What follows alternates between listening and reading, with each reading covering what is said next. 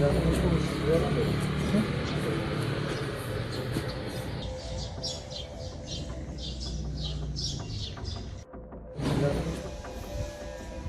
ini unggahan seorang konten kreator di media sosial Instagram menarik perhatian publik lantaran anaknya menjadi korban pelecehan seksual di sebuah perumahan wilayah Pejuang, Medan Satria, Kota Bekasi.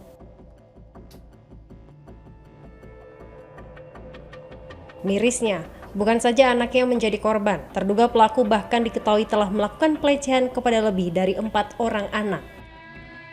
Salah satu orang tua korban menceritakan kisah pilu yang dialami anaknya berusia 7 tahun.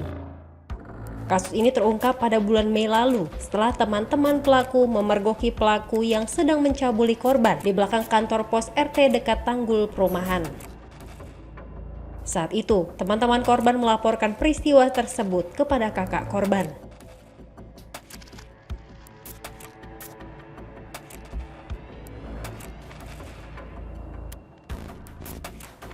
Akibat pelecehan tersebut, korban mengalami trauma dan luka di bagian dubur. Korban juga telah melakukan visum di RSUD Kota Bekasi dengan pendampingan dari DP3A.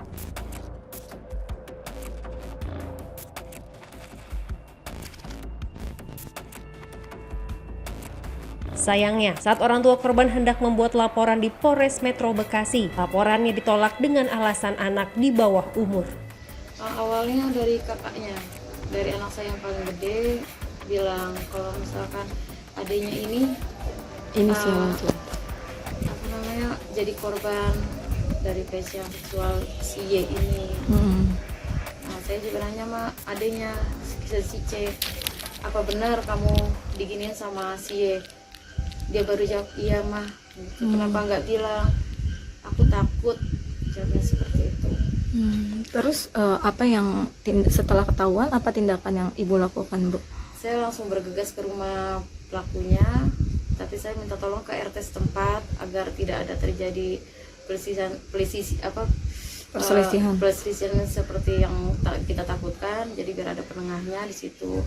Dan dari situ, dari orang tua si-nya, dari pihak orang tua bapaknya ada rasa percaya dan tidak percaya. Tapi dari pihak ibunya dia sudah mengetahui dari setelah kejadian itu. Apa yang dialami anak ibu, Bu, pasca kejadian, Bu? Dia mengalami trauma, rasa takut dan sakit. Sakit di area duburnya, badannya juga udah panas. Terus akhirnya dibawa ke rumah sakit atau gimana, Bu? Hari itu juga besokannya saya langsung laporan ke Polres dan untuk minta visum. Terus gimana, Bu? Dari hasil visum itu sudah terbukti kalau adanya luka di duburnya dan adanya pelakuan pelecehan seksual itu.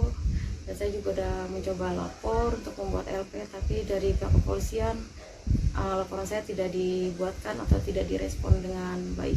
Alasannya, Bu? Alasannya karena itu hak mereka untuk tidak mengakui atau jujur. Seperti itu.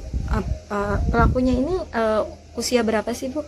Kalau untuk pelakunya usia sekitar antara 8 atau 9 tahun. Kalau anak ibu? 7 tahun. Memang suka main bareng apa gimana, Bu? Kalau main bareng seperti biasa sih enggak, karena setahu saya anak saya main di sebayanya gitu. Karena main bertemu di jalan aja mungkin. Bu, udah berapa kali anak ibu jadi korban oleh si pelaku dan dilakukannya di mana, Bu? Itu sudah 2 kali dilakukan, itu di tempat yang sama di dekat tanggul perbatasan kali. Selain anak ibu, ada korban lain? Sejauh ini yang saya tahu itu ada korban lagi. Udah berapa banyak tuh, Bu? Awalnya pas semenjak anak saya masuk rumah sakit, saya tahu korban itu ada 4.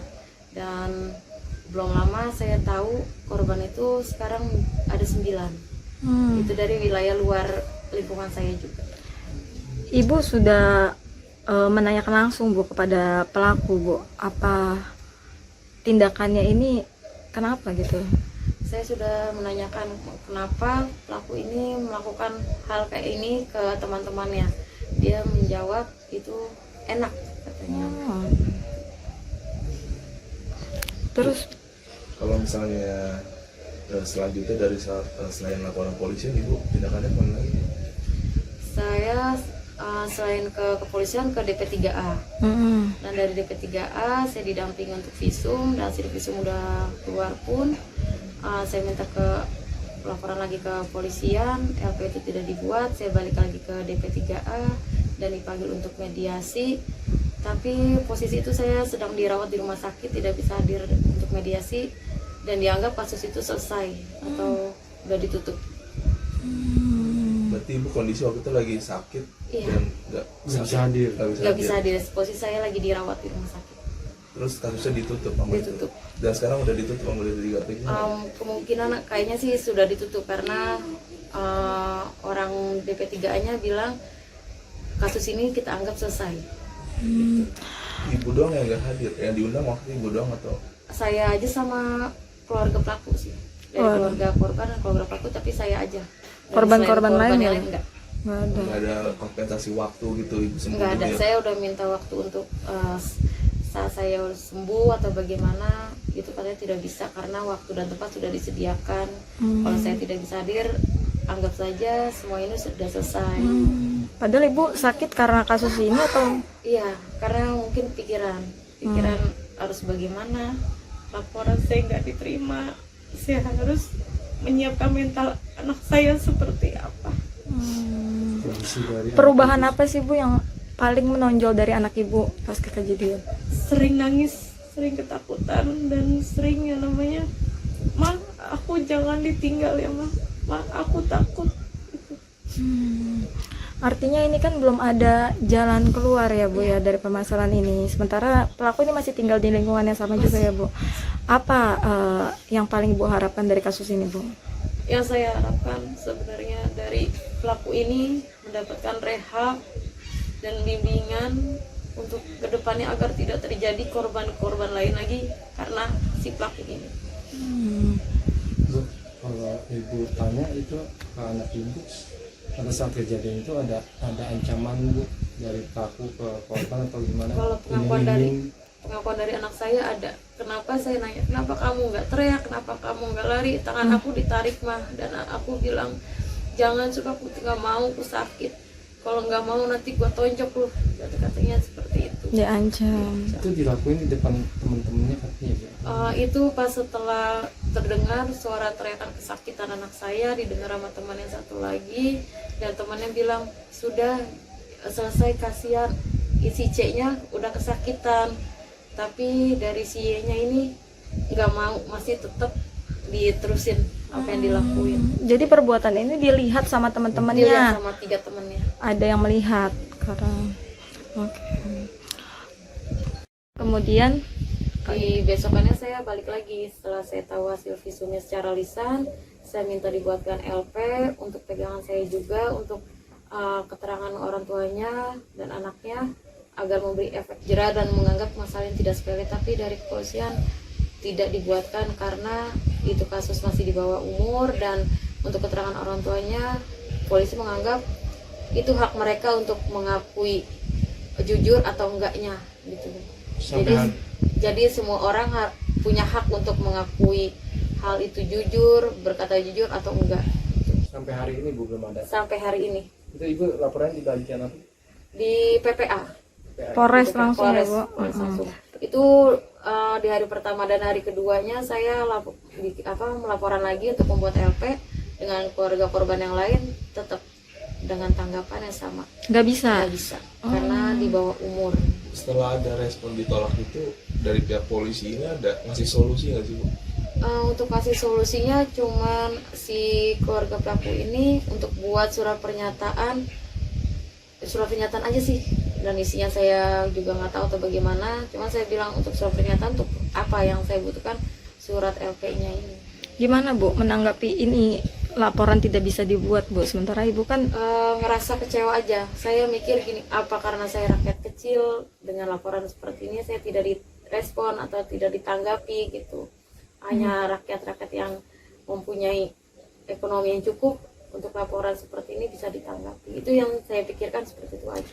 sekarang Ibu ada niatan kemana Bu? Ini kan masalahnya di Sekarang ibu polisi aja jalannya nggak? pendampingan ibu siapa Bu yang ini Bu sekarang? Ini kan dari polisian aja di Dari pendamping DP3A tadinya mendampingi saya, cuman karena posisi saya kemarin sakit, saya tidak bisa hadir, dianggap masalah ini selesai dan seakan-akan tutup, nggak ada masalah lagi. Makanya di situ saya bingung, saya harus minta pendamping siapa, saya harus minta dukungan dengan siapa untuk tetap memproses kasus ini agar anak itu direhab dan memberi efek jerah. orang tuanya juga kali ya Bu? Oke. Mana lagi gitu Bu? Pas untuk sejauh ini saya hampir putus asa, saya mencoba speak up juga di sosmed gitu, dari kayak IG, TikTok, YouTube, untuk misalnya agar suara kami dan dukungan kami yang para korban didengar dan ada tindak lanjutnya dari pihak-pihak dinas atau pihak dari kepolisian. Kalau dari RT tempat Ibu gimana Bu terkait dengan? Kalau dari RT tempat saya itu mendukung untuk saya membuat laporan. Tapi kalau untuk dari RT yang lainnya hanya mengasih saran untuk musyawarah dan selesaikan dengan kekeluargaan. Dan saya pernah bahkan disalahkan dengan RW karena saya terburu-buru untuk membuat laporan kepolisian, tidak dimusyawarahkan dulu. Ibu korban berharap pelaku bisa direhabilitasi. Pasalnya, seluruh korban merupakan laki-laki yang lebih muda dari pelaku dan diduga berjumlah lebih dari 4 orang. Saat ini, terduga pelaku juga diketahui masih bermain di lingkungan sekitar hingga membuat para korban ketakutan jika keluar rumah. Ibu korban berharap ada keadilan terhadap kasus yang menimpa anaknya tersebut.